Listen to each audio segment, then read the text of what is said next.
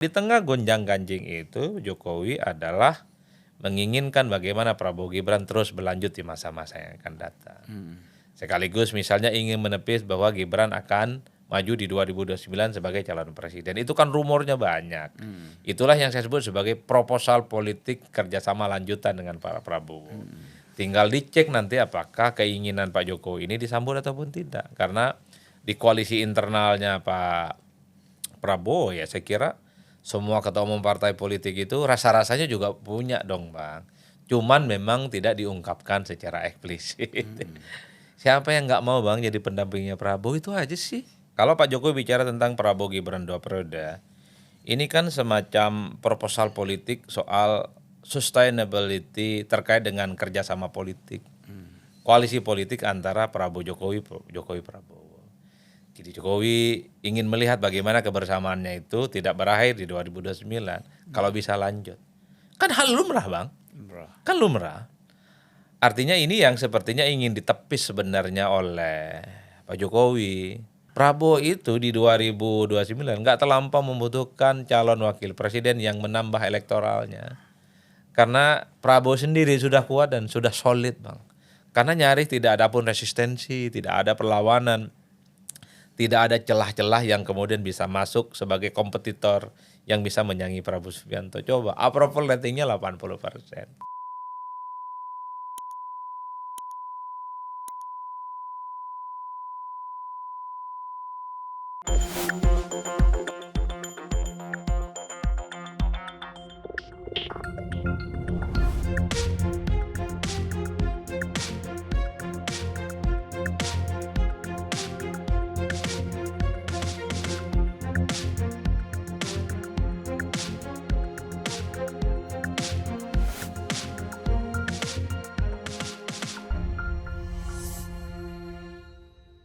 Assalamualaikum warahmatullahi wabarakatuh.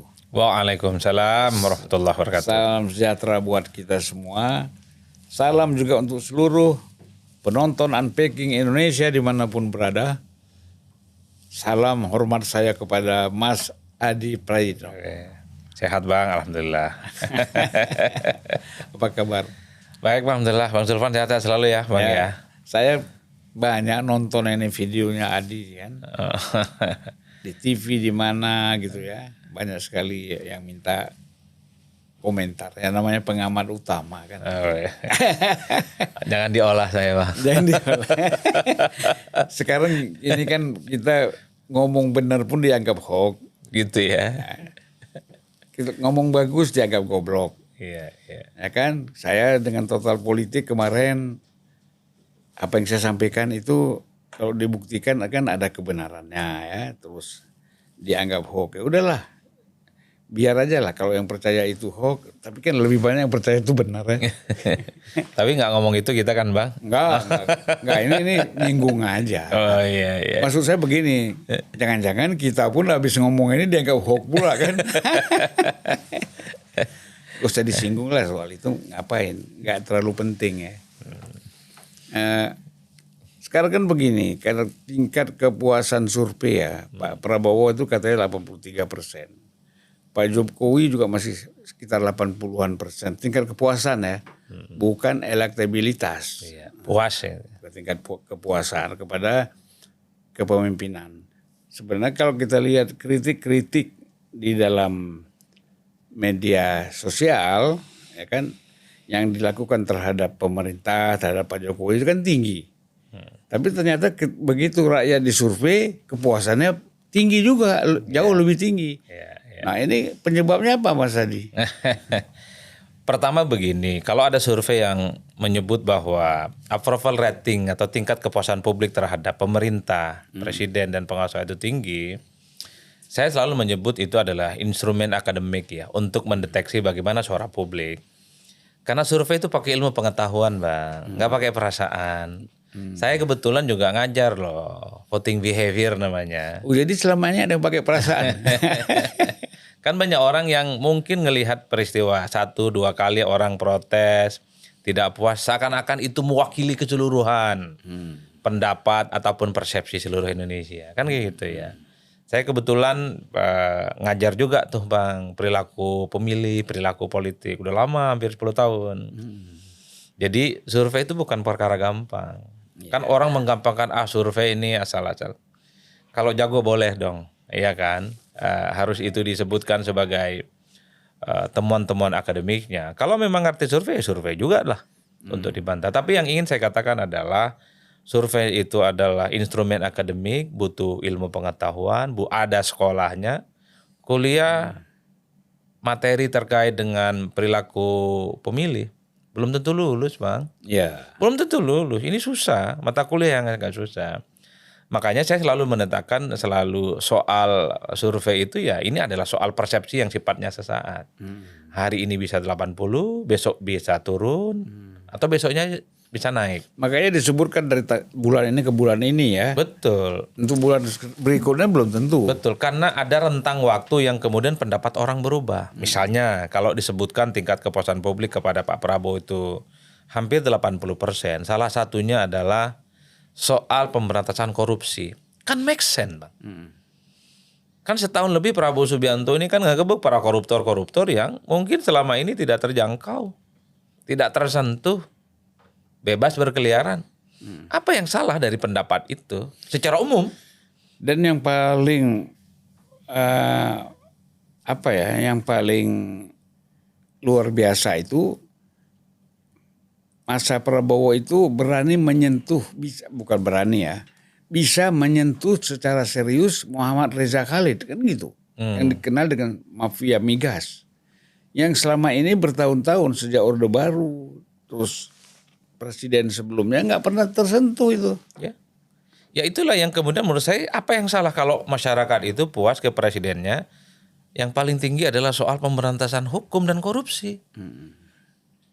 Kan make sense. Coba kita bisa cek setahun lebih Pak Prabowo itu. Semua instrumen penegak hukum sudah bekerja secara maksimal.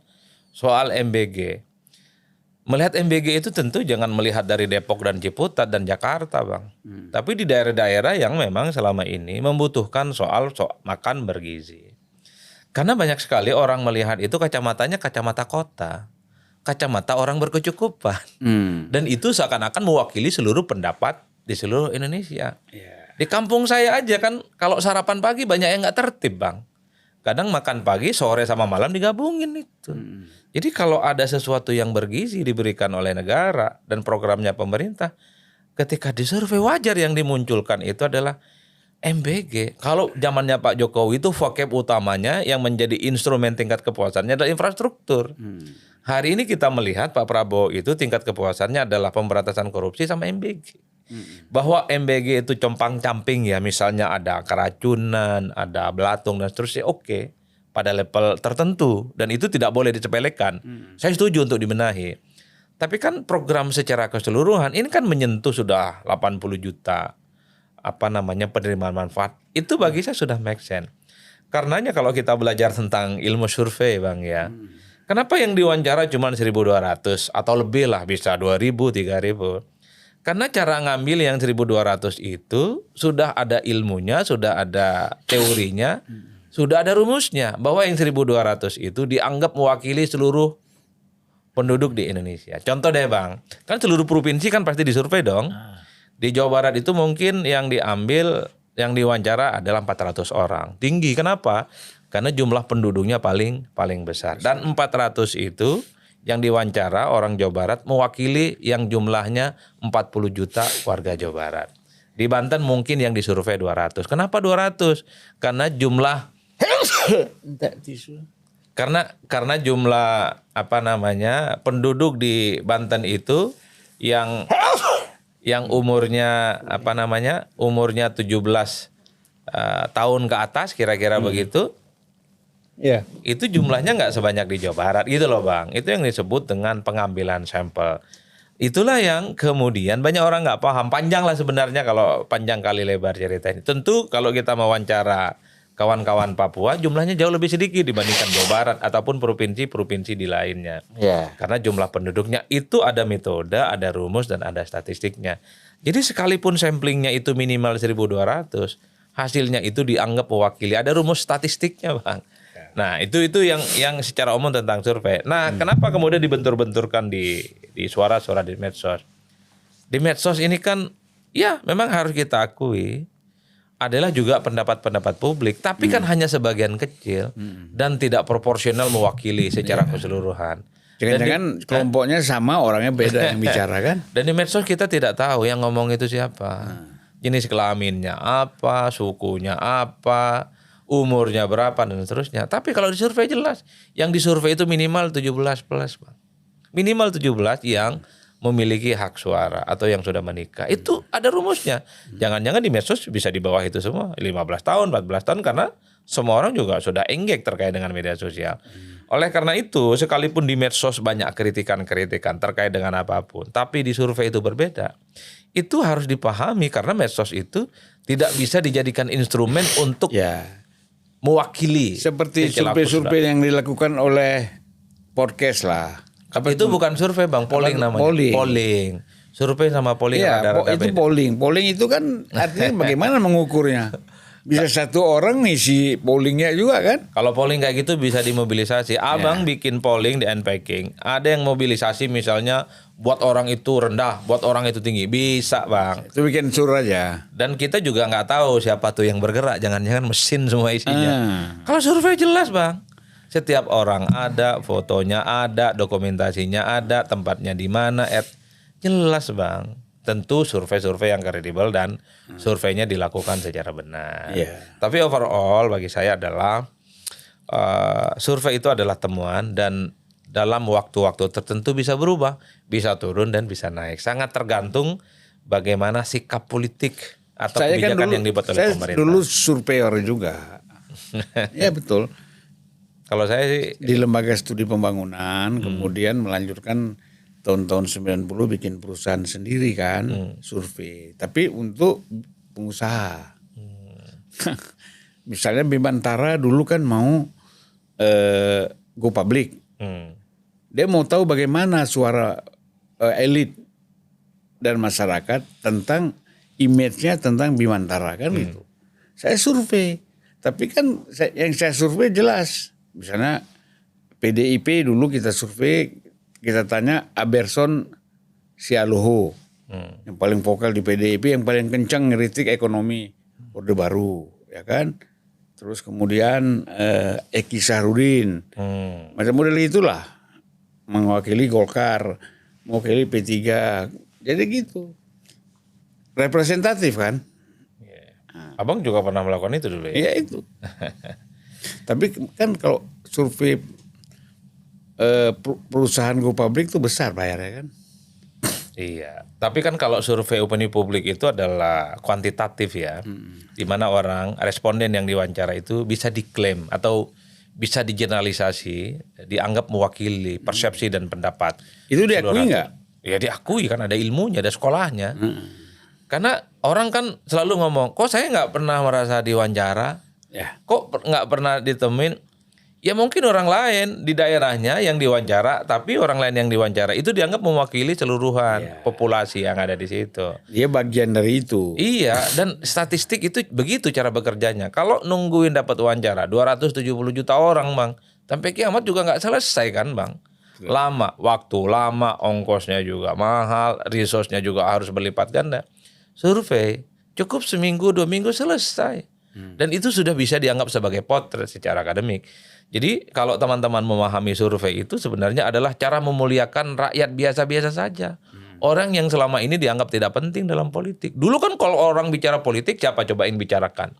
Elit, darah biru, ningrat politik, presiden, ketua umum partai, anggota dewan, menteri dan seterusnya. Survei adalah alat bantu memuliakan suara rakyat yang dicuplik melalui survei, melalui riset, Bang. Makanya di Amerika itu, ini kan baru muncul sekitar tahun 60-an ya, yang disebut dengan behavioral evolution. Dulu kan kalau kita bicara politik, Bang, pemikirannya tokoh, tentang struktur negara, tentang kelembagaan dan seterusnya dan seterusnya. Di mana posisi rakyat? Nggak ada. Di mana posisi petani?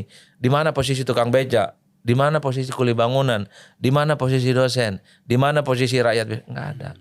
Survei memungkinkan orang yang selama ini tidak pernah dianggap penting dalam politik menjadi penting. Jadi kalau kita ingin mengaitkan ya, survei tingkat kepuasan tadi kan 80% ke atas. Kalau dikonfrontir dengan tingkat keterpilihan, itu bagaimana caranya?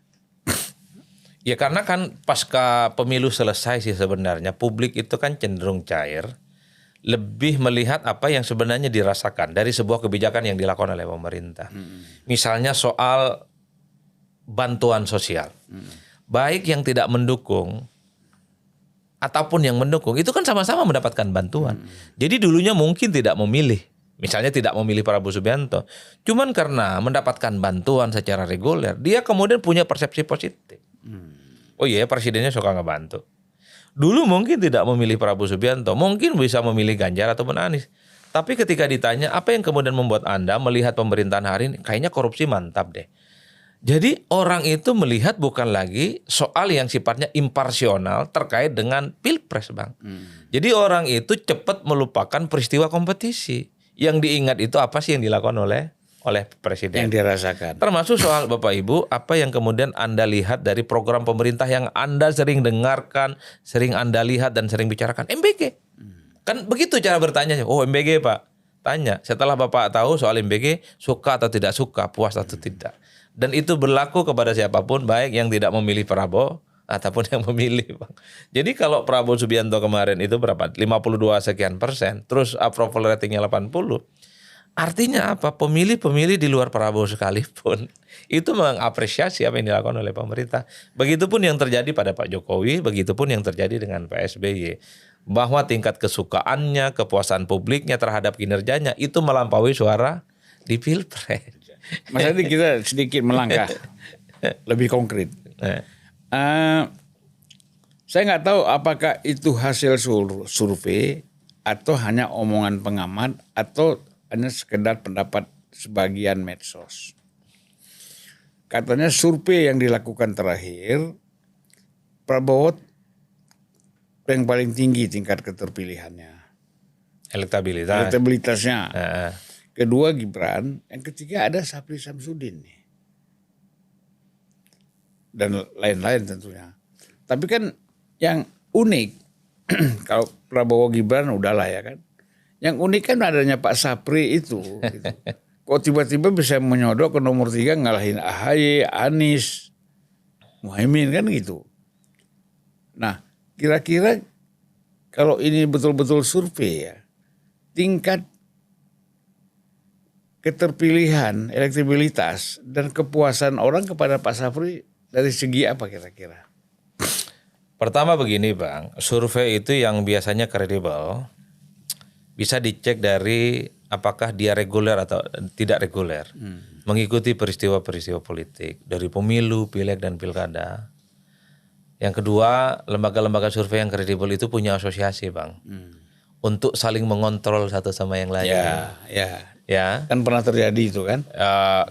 Biasanya sih kalau ada survei-survei yang berbeda, asosiasi itu suka memanggil Bang. Apalagi ekstrim bedanya ya? Iya, apalagi ekstrim. Pasti ditanya Bang. Nah saya nggak tahu survei-survei yang mungkin sesuatu yang dianggap sesuatu yang ada yang baru, ada nama yang tidak dikenal, tiba-tiba kenal, masuk dalam radar capres. Saya nggak tahu model surveinya, tapi saya mau sebut seperti indikator ya. Itu kan memang tergabung dalam asosiasi. Jadi kalau ada yang tidak puas, anggota-anggota survei tanya, bisa tidak ini didiskusikan? Tapi kalau satu tidak tergabung dalam asosiasi, lembaga surveinya parameter politik masuk ya? Masuk. Ada asosiasinya juga. Ada. Kan asosiasi itu sebenarnya organisasi yang memang sengaja dibentuk semacam paguyuban untuk saling mengontrol, untuk saling mengoreksi satu sama yang lainnya. Parameter sudah keluar dari Persepsi Bang. Itu urusan adik-adik, katanya mau bikin asosiasi lembaga survei yang baru. Dan saya kira sudah banyak kok asosiasi lembaga survei. Ada Aropi, ada Persepsi, macam-macam yang saya tahu, ada sekitar 4. Kalau satu lembaga survei bisa masuk beberapa asosiasi nggak? Kan asosiasi itu banyak lembaga survei ada di dalamnya. Kalau satu bukan asosiasi Bang. Nah biasanya bisa dicek kalau ada survei-survei yang mungkin selama ini tidak terkonfirmasi, bisa dicek lembaga surveinya, kapan berdirinya, siapa orangnya, apa temuan-temuannya. Nah, yang agak rumit itu sebenarnya adalah untuk mendeteksi barang mentahnya. Kalau di asosiasi lembaga survei itu kalau ada sesuatu yang dianggap berbeda, temuan-temuannya itu dianggap sesuatu yang tidak make sense, ditanya Bang, apa yang salah, mana yang benar. Akan kelihatan apakah cara metodologinya, apakah samplingnya, apakah cara mewawancara dan seterusnya. Itu akan kelihatan. Itu bukan forum untuk mengadili sebenarnya, adalah untuk mencari kira-kira jalan yang tepat soal sesuai dengan ilmu pengetahuan kan gitu saja sebenarnya Bang. Nah saya nggak tahu belakangan mungkin ada survei-survei itu apakah terasosiasi dengan lembaga survei atau tidak. Tapi rumus dasar dari survei itu sederhana Bang. Kenapa sih orang itu terpilih atau elektabilitasnya tinggi? Modal alasannya terkenal Bang. Kan nggak mungkin orang itu akan memilih calon presiden kalau nggak dikenal. Diuji dulu tingkat, misalnya tiba-tiba nih orang seperti saya bukan siapa-siapa. Bapak Ibu setuju nggak kalau Pak Adi dipilih? Kan orang bingung. Lah Adi itu siapa? Itu kan terkenal. Ya karena pengamat, tapi anggaplah orang yang jauh tidak lebih terkenal. Misalnya, kan agak bingung. Atau Bang Zulfan misalnya, atau siapapun namanya. Tiba-tiba muncul dalam 3 besar elektabilitas. Orang nanya kayaknya Adi nggak seterkenal gitu aja. Paling Makanya orang Madura aja. Saya nggak mau disurvei, takutnya masuk 3 besar. Tapi secara prinsip saya selalu menghargai apapun hasil surveinya. Tapi biasanya survei itu punya kerendahan hati juga untuk dikoreksi Bang. Apa? Asosiasi lembaga survei. Dia mau ngumpul dengan survei-survei yang lain Bang. Jadi kalau ada yang nanya, bro kok nama itu muncul? Kok ini tidak muncul? Apa? Udah dibedah. Dan dihadiri oleh bos-bos lembaga survei yang lain. Nanti ada pertanyaan kritis muncul. Ya pro dan kontra biasa. Itu adalah cara untuk mengoreksi bagaimana survei itu memang betul-betul bisa dipertanggungjawabkan. Itu yang saya sebut sebagai kaidah ilmiah akademik seorang peneliti. Tapi kan ada juga survei ini tidak mau juga dikoreksi seakan-akan paling benar. Nggak betul juga. Sebagai temuan akademik gitu ya, kerja-kerja ilmiah perlu Bang dikoreksi Bang. Ya ini kan dalam rangka kualitatif. Betul. Untuk memperbaiki sih intinya. Kan tidak ada yang benar absolut dan mutlak lah kira-kira. Mas Adi, ini kan beberapa hari ini kan sejak Pak Jokowi pidato di PSI bahwa Pak Jokowi mengatakan akan habis-habisan all out, akan masuk ke kampung-kampung, ke provinsi, kabupaten, kecamatan untuk membesarkan dan memenangkan PSI. Ini kan tentu dalam satu aspek dia bisa menyentuh partai politik kan. Di lain pihak juga bisa menyangkut pencapresan. Ya kan. Memang orang masih mengharapkan Pak Jokowi tegas itu menyatakan Prabowo Gibran 2 periode. Kan gitu.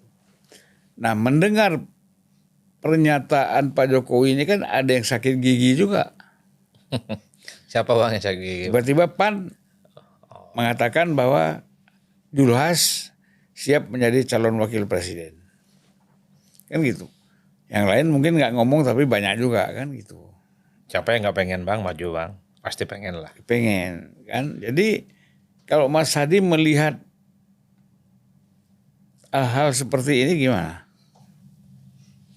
Ya bagi saya sih sederhana saja. Kalau Pak Jokowi bicara tentang Prabowo Gibran 2 periode, ini kan semacam proposal politik soal sustainability terkait dengan kerjasama politik. Koalisi politik antara Prabowo Jokowi, Jokowi Prabowo. Jadi Jokowi ingin melihat bagaimana kebersamaannya itu tidak berakhir di 2029. Kalau bisa lanjut. Kan hal lumrah Bang. Kan lumrah. Artinya ini yang sepertinya ingin ditepis sebenarnya oleh Pak Jokowi. Ketika muncul narasi dan isu-isu, ya Pak Jokowi dan Prabowo tidak baik-baik saja. Pecah. Renggang, tidak lagi ada, misalnya tidak ada lagi pertemuan-pertemuan di Solo misalnya kan. Tapi Pak Jokowi sepertinya sebagai politisi, kita harus akui Pak Jokowi ini politisi, sekalipun saat ini mungkin tidak punya partai ya. Ingin tegaskan bahwa di tengah gonjang-ganjing itu Jokowi adalah menginginkan bagaimana Prabowo Gibran terus berlanjut di masa-masa yang akan datang. Sekaligus misalnya ingin menepis bahwa Gibran akan maju di 2029 sebagai calon presiden. Itu kan rumornya banyak. Itulah yang saya sebut sebagai proposal politik kerjasama lanjutan dengan Pak Prabowo.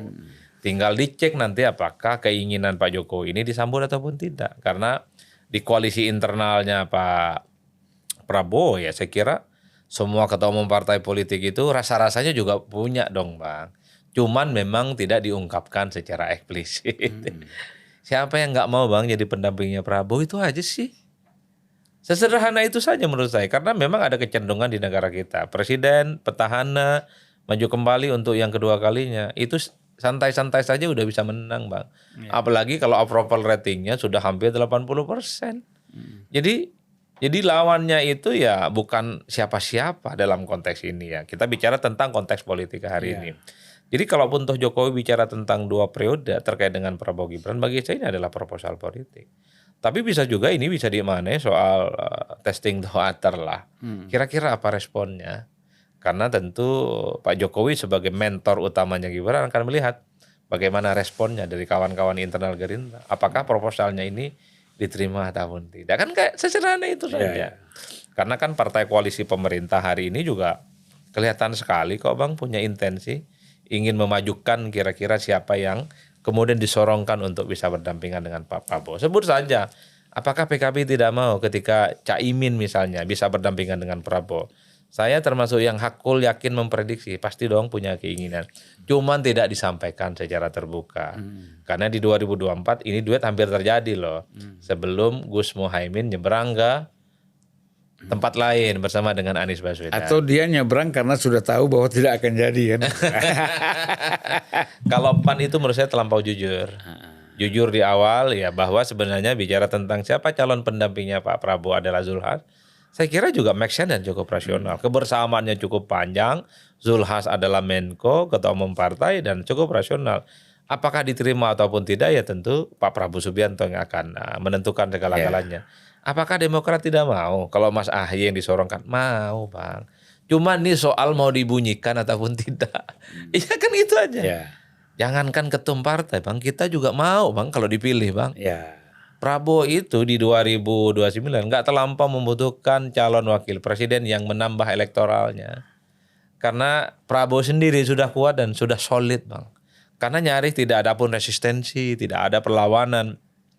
Tidak ada celah-celah yang kemudian bisa masuk sebagai kompetitor yang bisa menyangi Prabowo Subianto. Coba approval ratingnya 80%. Kalau sekarang kan ada juga berkembang tadi karena faktor soliditas dukungan kepada Prabowo itu sudah cukup besar ya, tinggi.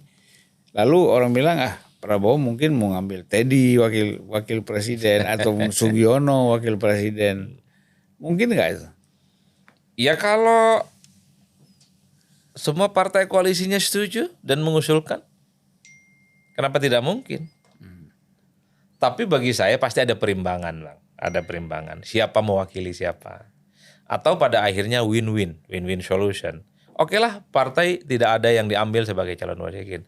Tapi kira-kira siapa sosok alternatif yang dianggap masuk kriteria diterima oleh semua partai koalisi pemerintah. Misalnya kalau diambil salah satunya nih, pasti yang lain juga nanya dong. Misalnya kalau yang dipilih itu Pak Zulhas lah kira-kira begitu. Apa alasannya? Apakah alasan popularitas, apakah alasan elektabilitas, atau alasan suara partai? Kalau itu alasannya maka akan muncul orang seperti AHY dan Muhaimin Iskandar.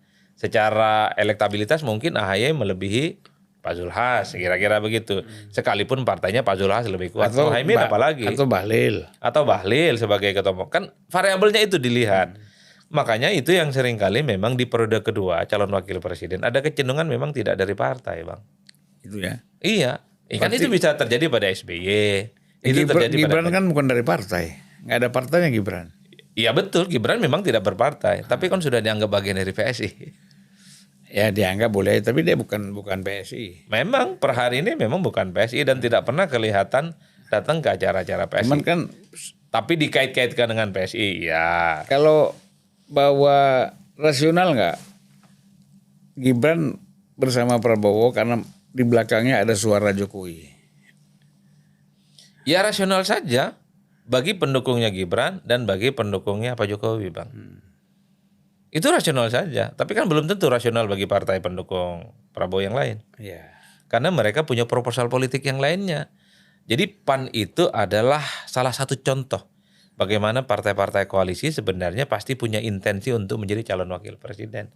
Saya selalu Apalagi kalau thresholdnya 0% ya. Nah, menurut saya itu yang saya sebut sebagai sesuatu yang paradoks. Kenapa paradoks? Satu sisi Prabowo 2 periode sebagai bentuk loyalitas partai pendukung. Nggak ada persoalan. Tapi rasa-rasanya memang yang direbutkan itu adalah soal siapa yang menjadi calon wakilnya. Kenapa nggak sekalian maju partai-partai ini? Ya. Bukankah nanti zero threshold itu sangat memungkinkan semua partai politik yang ada di parlemen hari ini atau tidak ada di parlemen tapi menjadi peserta pemilu bisa maju. Nanti koalisi lagi pada putaran kedua ya.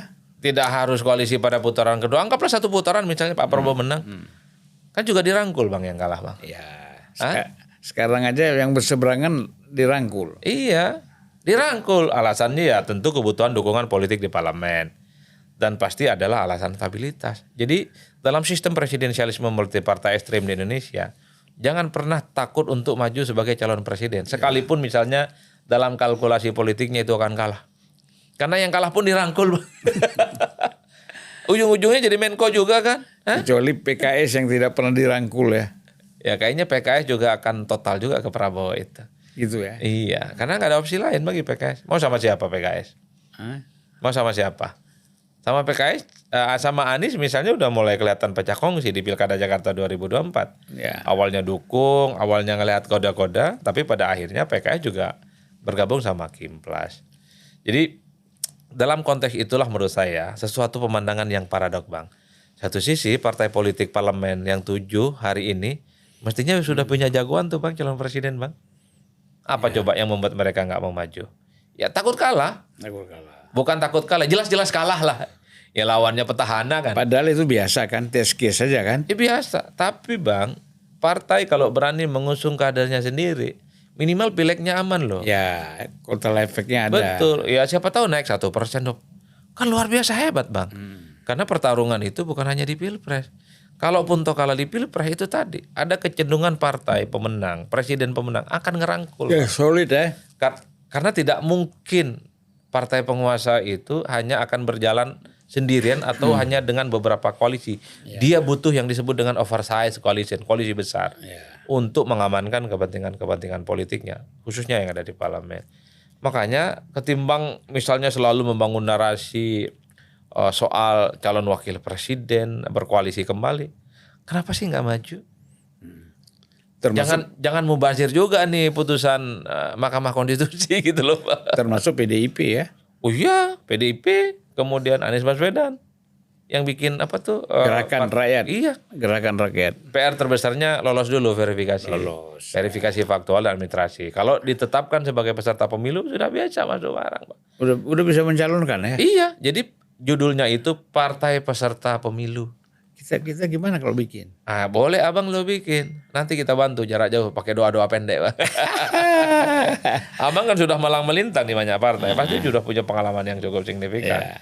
PKS bisa memujukkan kan dari dulu misalnya punya sosok seperti Hidayat Nur Wahid atau siapa Sohibul Iman dan seterusnya. Partai Gelora punya Fahri Hamzah, punya Anies Mata. Top, Bang. Ya. Kita memiliki menu politik yang cukup banyak terkait dengan tokoh-tokoh pemimpin dan tokoh-tokoh bangsa. Bukankah partai politik itu memang didirikan adalah supaya muncul calon-calon pemimpin masa depan? Ya itu kan sekaligus untuk menyatakan kalau bahasa sederhananya adu nyali, ya kan, test case kan gitu. Tentang kepemimpinan dia kan. Iya, karena kan secara prinsip ya, partai itu kan akhirnya struggle pada dua hal sekaligus. Ketika Pilpres dan Pileg bersama, satu sisi juga harus mendukung calon presiden, dan sisi yang lain Pilegnya juga harus dipikirkan, Bang. Jangan sampai gaspol dukung calon presiden tapi Pilegnya jebol, kan nggak mau partai politik. Kenapa tidak sekalian jalan itu, ketum-ketum partai, elit-elit partai memunculkan calon presiden?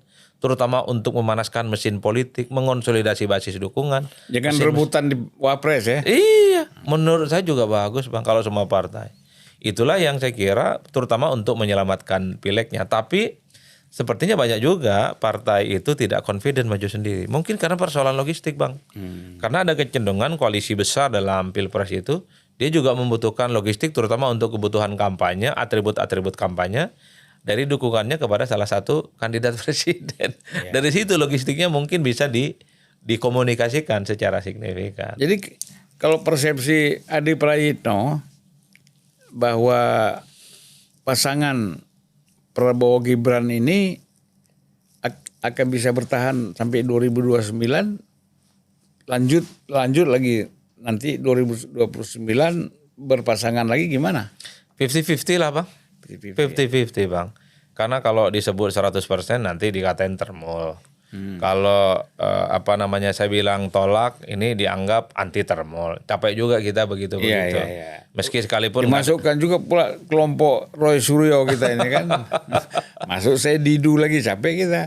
Apalagi anak abah, barisan apalagi kebo, macam-macam lah judulnya. Saya selalu menempatkan segala sesuatu tidak hitam dan putih. Kalau nyebut PDI dibilang bodoh. Kan bahaya kita. Intinya saya selalu membuka peluang soal probability. Meski ada yang mengatakan ini mustahil 2 periode. Tapi saya tidak mau berkesimpulan pada level itu. Karena melihat hubungan baik antara Pak Prabowo dengan Pak Jokowi. Sesuatu yang tidak bisa dibantah. Apalagi Prabowo itu selalu menjaga hubungan politik yang cukup bagus dengan mantan-mantan presiden yang sebelumnya. Tapi mengatakan bahwa hakul yakin 100% 2 periode, enggak juga, Bang. Karena saya kira partai-partai politik koalisional pemerintah pasti juga punya intensi untuk memajukan kira-kira siapa elit partai mereka untuk bisa berdampingan. Ya bagi saya pernyataan Edi Suparno, elit PAN yang mengatakan Zulhas adalah masuk nominator untuk menjadi pendamping Prabowo adalah contoh bagaimana partai di internal koalisi pun juga ingin. Seperti yang saya sebutkan, PKB pasti punya, Demokrat juga punya, dan seterusnya. Apakah pejabat-pejabat publik di lingkungan kekuasaan nggak ingin, Bang? Nama-nama yang abang tadi sebut, pasti pengen, Bang. Entah itu menteri kelas 1, kelas 2, pasti ingin, Bang. Siapa sih yang nggak mau jadi pendamping Prabowo yang relatifly sudah kelihatan sangat mudah memenangkan pertarungan di 2029. Tapi dalam pencapresan kali ini kok PDI kita nggak singgung-singgung ya. Bukan kita aja, banyak pihak yang tidak menyinggung PDIP, dianggap seperti tidak ada gitu. Kata PDIP, Belanda masih jauh, Bang. Masih fokus untuk bekerja kepentingan bangsa dan negara. Itu yang kita dengar. Belanda masih jauh, kita demo-demo aja lah. Apa itu, Bang? Ya kan demo-demo. Oh, ada demo-demonya gitu. Oh, saya nggak tahu kayak gitu. Tapi untuk menunjukkan gua masih ada kan gitu. Oh gitu ya. Tapi yang kalau saya PDIP kan di statement-statement di berbagai kesempatan selalu mengatakan ya masih fokus untuk bekerja kepentingan bangsa dan negara. Jadi misalnya ikut terlibat membantu juga persoalan yang ada kawan-kawan kita di Sumatera di berbagai tempat mereka engage. Tapi bisa juga ini bagian dari kehilangan momentum pada akhirnya, Bang. Ketika semua orang itu bicara tentang Pilpres tapi tidak bicara tentang Pilpres. Karena pada akhirnya sih menurut saya politik itu kan soal momentum. Mendesain sesuatu yang selalu menjadi spotlight ya. Selalu dikonsumsi dan dibicarakan. Karena apa salahnya sih bicara ngomong Pilpres sekarang? Sekalipun Belanda masih jauh. Kan di medsos dibentur-benturkan bahwa seakan-akan kalau ngomong Pilpres sekarang kayaknya abai deh dengan pekerjaan. Padahal 2027 udah pasti semua partai itu sudah bicara Pilpres. Sekarang bicara Pilpres, 2027 itu sudah keputusan kan? Yang salah itu, Bang, ngomong Pilpres tapi nggak bekerja untuk rakyat. Yang ngomong Pilpres juga kan kelihatan ngebantu itu. Emangnya yang nggak bicara Pilpres sekarang ngebantu betulan? Kan belum tentu juga. Iya. Bagi saya melihat kecenderungan elit dan partai di negara gini, memang tiap hari ngomong Pilpres kok, tiap hari ngomong pemilu. Saya mungkin termasuk yang juga hakul yakin partai-partai saat ini sudah mulai berhitung. Kira-kira apakah ketumnya bisa maju, bagaimana dapil-dapilnya aman, nambah kursi dan nambah suara. Tapi apakah mereka akan abai terkait dengan tanggung jawab mereka untuk kepentingan rakyat? Bekerja juga lah. Gubernur-gubernur mereka bekerja, bupati-bupati mereka bekerja, wali kota bekerja, menteri-menterinya juga bekerja. Itu yang dianggap sekali mendayung 4 pulau terlampaui, Pak. Jadi enggak ada salahnya juga. Ya kan namanya juga cuman ngomong-ngomong diskursus kok. Yeah. Dan semua partai pasti bicara itu. Apa sih sekarang yang tidak bisa diungkap ke publik? biasa saja. Tapi jikapun ada partai yang nggak mau ngomong pilpres sekarang, ya biasa saja, bukan sesuatu yang dianggap wah gitu. Itu kan soal bagaimana sikap dan pilihan politik saja. Terkait dengan soal kemungkinan Prabowo Gibran 2 periode, ya saya selalu menetapkan 50-50. Dan pada akhirnya exit dari sebuah kompromi politik itulah yang kemudian akan diterima. Kalau Pak Prabowo setuju dengan 2 periode ini, partai-partai pengusungnya setuju, ya selesai. Tapi pada saat yang bersamaan, kalau Pak Prabowo tidak setuju dengan 2 periode ini, dengan Gibran, dan partai nggak mendukung, ya itu tidak akan terjadi. Kalau kita kaji dari story-nya kan, partai-partai koalisi Prabowo ini yang bentuk Jokowi dulu kan. Ya iya. Untuk mencalonkan Prabowo kan itu. Betul. Sehingga sepakat. Pada rame-rame juga itu keluar dari PDIP. Padahal ada yang 2 kali, 3 kali ketemu Megawati di Teguh Umar kan. Setelah dikonsolidasi oleh Pak Jokowi kok konkret itu. Ya kan. Semuanya sepakat. Kecuali yang gak sepakat itu Nasdem. Gak hadir di dalam pertemuan-pertemuan. Kemudian PDIP udah jelas. Ya. PKS udah jelas, tapi yang koalisi yang ada sekarang Golkar, Demokrat, PKB, kemudian Gerindra, ya, itu hadir semua.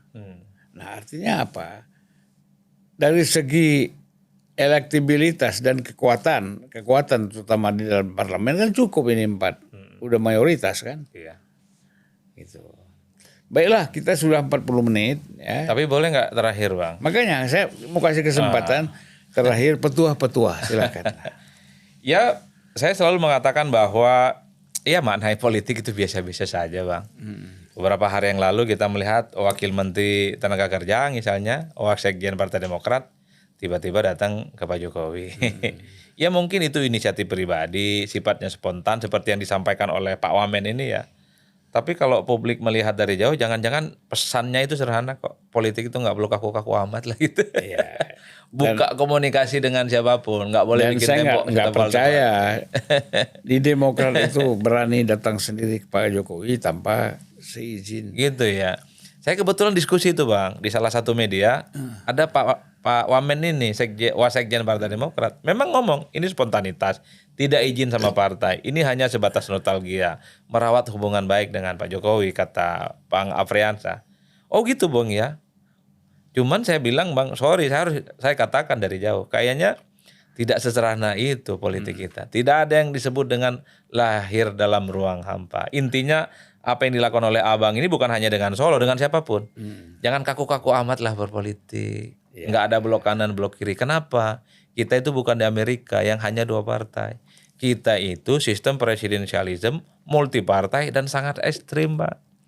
Jadi kalau ingin besar memang sebisa mungkin sekat dan tembok-tembok dengan orang lain itu harus mulai dihilangkan. Iya. Karena kan kita juga berkoalisi, berpolitik tanpa dengan ideologi yang ketat kan. Nggak ada Bang. Nggak ada. Ideologi apa di kita? Makanya. Dan ada kecenderungan di semua partai yang berkuasa menaikkan BBM, menaikkan THR, sama aja. Ideologi itu hanya di atas ADART. Cuma disebut nasionalis ataupun Islamis ataupun nasionalis religius, tapi pada level kebijakan rata-rata pragmatis. Sama Bang, mana ada partai politik yang pernah menjadi bagian dari kekuasaan yang tidak pernah menaikkan misalnya tarif dasar listrik ataupun tol. Naik semua Bang. Iya. Mazhabnya sama di kita.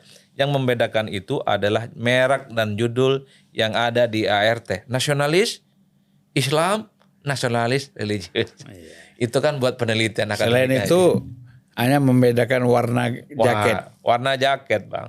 Dan sekarang sangat sensitif loh pakai jaket. Saya pernah suatu waktu pakai jaket kuning. Oh ini nih beringin nih. Pernah pakai agak ngeping-ngeping dikit. Wah ini nih macam-macam. Baju aja saya ini mungkin dianggap PSI. Mirip-mirip PSI gini baju gini. Kalau Abang pernah ngisi kan di acara PSI kan? Ya. Yang di mana tuh Bang? Kayak Adi juga lah ngisi di mana-mana. Inilah dia. Cuma ngisi sekali. Dibesar-besarkan. Langsung dikasih merek Bang. Dikasih merek. Tapi memang saya dekat dengan kader-kader PSI. Enak. Anak-anak muda itu kan gampang ya. Dan sebagian berarti Abang termasuk yang 2 periode kalau kayak gitu. Apanya? Prabowo Gibran dong. Iya, saya udah ngomong di mana-mana. Dan logik. Ya, kalau Adi kan sebagai pengamat nggak boleh ngomong 100. Saya 50-50. Iya. 50-50. Ya, artinya saya melihat walaupun Prabowo dibilang sudah cukup kuat tanpa didukung siapa-siapa, tapi saya melihat tetap Prabowo membutuhkan suara Jokowi. Itu menurut Abang ya. Ya. Tapi saya bicara 3 kemungkinan, Bang. Soal Prabowo Gibran ini. Andai at the end tidak jadi ini barang. Kemungkinan pertama tetap ini koalisi Prabowo dan Jokowi. Tapi koalisinya lillahi ta'ala, Bang. Tanpa syarat, ya udahlah Pak Prabowo dengan siapapun oke, Jokowi akan tetap mendukung. Tapi opsi yang kedua kan sangat mungkin Pak Jokowi akan memajukan dan mendukung Gibran untuk maju. Minimal lewat PSI. Mengingat Pak Jokowi itu dianggap sebagai orang yang tidak pernah kalah pemilu. Jadi kesaktiannya itu bisa digunakan dalam konteks ini. Banyak orang yang nunggu itu loh, Bang. Ya ketimbang misalnya bicara tentang cawapres 2 periode tapi di internal koalisi juga ada memunculkan nama. Oke, second plan-nya adalah soal kemungkinan ya Gibran memang dipersiapkan untuk maju di 2029. Kalau tidak ada partai yang mau maju, ada PSI. PSI langganan menjadi peserta pemilu. Dan orang tahu bicara Gibran, bicara Jokowi. Yang tidak pernah kalah di Solo, tidak pernah kalah di Jakarta, dan menang 2 kali pilpres. Atau yang kemungkinan yang ketiga, Bang, abstain, nggak ikut-ikutan pemilu. Aduh. Itu bayangan saya di antara 3 opsi soal jika. Yang paling mungkin yang mana? Saya membayangkan ya di tengah saya, Bang. Ngelawan itu, Bang. Ngelawan dalam arti memajukan calon. Kan kompetisi biasa-biasa saja. Kalau tidak berdua. Kalau tidak berdua. Iya kan kompetisi itu ada yang beach match, ada yang friendly match. Bisa saja ini jadi friendly match. Hah? Pertandingan antar kawan dan antar sahabat. Jadi siapapun endingnya rangkulan. Nanti berkumpul lagi. Berkumpul lagi. Sesederhana itu saja sih. Karena begini, Bang. Siapapun yang bisa maju di 2029, kalah ataupun menang, dia punya modal untuk maju 5 tahun selanjutnya, Bang. Karena itu yang akan diingat oleh orang. Jadi sebenarnya di 2029 itu adalah investasi 5 tahun selanjutnya. Karena itulah yang akan diingat terus oleh orang. Kenapa orang seperti sosok seperti Pak Prabowo selalu muncul dalam spotlight? Karena setiap pemilu ada. Coba misalnya setelah maju dengan Ibu Megawati Soekarno Putri jadi calon wakil presiden, setelah itu nggak maju lagi, orang lupa dengan Prabowo Subianto. Tapi setelah 2009 kalah, 2014 maju kalah, maju lagi, menang. Jadi bicara tentang top of mind sepanjang kurang lebih 20 tahun, Jokowi, Prabowo, nggak ada nama lain. Nggak ada nama lain. Sekalipun misalnya muncul kepala-kepala daerah yang dinilai populer, ada Anies, kemudian ada siapa tuh, ada Ganjar. Tapi kan secara elektability tidak pernah mengalahkan Prabowo dalam survei. Maksudnya kan Adi menyarankan juga sekalian kepada Anies, maju terus. Iya betul, sama partainya. Kalah nggak apa-apa, maju terus. Betul. Tetap dalam ingatan orang kan. Betul, Pak. Kalau Ganjar kan nggak bisa maju karena kan dia bukan ketua umum partai. Tergantung PDIP. Jangan-jangan PDIP tertarik sama Pram loh. Biasanya kan Gubernur Jakarta ini dekat sama istana kantornya, Pak. Apalagi udah ngomong-ngomong gorong-gorong sama Pak Jokowi ya. Udah bang, panjang kali lebar ini. Oke, terima kasih. Tapi jumpa lagi. Assalamualaikum warahmatullahi wabarakatuh. Waalaikumsalam warahmatullahi wabarakatuh.